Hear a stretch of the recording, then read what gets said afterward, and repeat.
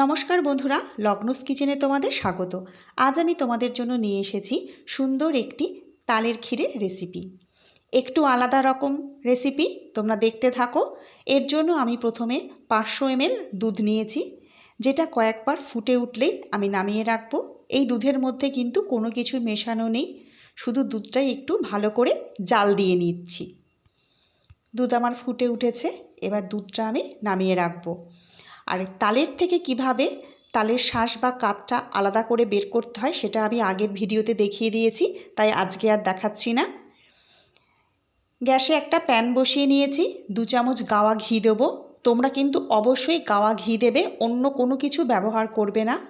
এবারে এই তালের কাত আমি এর মধ্যে দিয়ে দেবো। তোমরা তোমাদের প্রয়োজন মতো তালের কাতটা নেবে। আমি আমার প্রয়োজন মতো তাল নিয়েছি।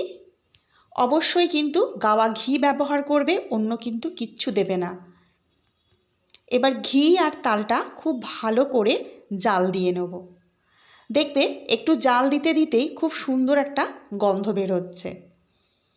অবশ্যই কিন্তু ঘি আর তাল একসঙ্গে বেশ কিছুটা সময় ধরে জাল দিয়ে নিতে হবে। আর একটু কিন্তু নেড়ে দেবে, নইলে ফুটে উঠবে আর দেখবে চারিদিকে ছিটকে যাচ্ছে। সেই জন্য মাঝে মধ্যে একটু নাড়াচাড়া করে দেবে। দেব হচ্ছে 2টো তেজপাতা, হাত দিয়ে ছিঁড়ে ছোট টুকরো করে দিয়ে দেবো। মাঝপথেই কিন্তু তেজপাতাটা দেবে। দেব নারকেল কোড়া, আমি আমার প্রয়োজন মতো নারকেল কোড়া ব্যবহার করছি।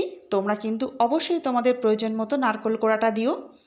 এবার নারকেলটা তালের সঙ্গে খুব ভালো করে মিশিয়ে নেব। আরেকটু জাল দিয়ে নেব। এবারে এর মধ্যে আমি মেশাবো চিনি। অবশ্যই চিনি দেবে, অন্য কোনো কিছু দেবে না, মানে গুড় দেবে না। চিনিতেই এই তালের ক্ষীরটা ভালো হয়। তোমরা তোমাদের স্বাদ অনুযায়ী চিনির পরিমাণটা দেবে।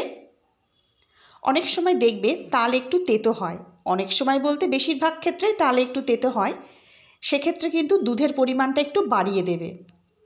এবারে আমি একটু এর মধ্যে কাজু কিশমিশ দেবো, এটা অপশনাল, তোমরা দিতেও পারো নাও দিতে পারো। আর একটু ফুটিয়ে নিয়ে আমি এর মধ্যে দুধটা ঢেলে দেবো, তবে একবারে সব দুধ দেব না, অল্প অল্প করে দুধ মেশাবো। তালে যত দুধ দেবে তালের তেতো ভাব তত চলে যাবে, একদম দেখবে তিতকুটে ভাবটা থাকবে না। আর দুধ বেশি দিলে ক্ষীরটা কিন্তু খেতে খুব সুন্দর হয়। দেখো দুধটা মিশিয়ে নেওয়ার পর আমি আবারও দুধ মেশাবো, অল্প অল্প করে কিন্তু তোমরাও দুধ মেশাতে থাকবে। খুব ভালো করে এবার আমি ফুটিয়ে নেব। সব দুধটুকু মেশানোর পর আমার কিন্তু তালের ক্ষীর প্রায় রেডি। নামানোর আগে ছোটো এলাচের গুঁড়ো খোসা সমেত আমি মিশিয়ে দেবো, এটা অবশ্যই দিও। আর এই রেসিপিটা আমার মতো করে একবার অন্তত বানিয়ে খেয়ে দেখো, খুব সুন্দর খেতে হয়। ঠান্ডা করে পরিবেশন করো তালের ক্ষীর। ফিরে আসবো তালের নতুন একটা রেসিপি নিয়ে। নমস্কার।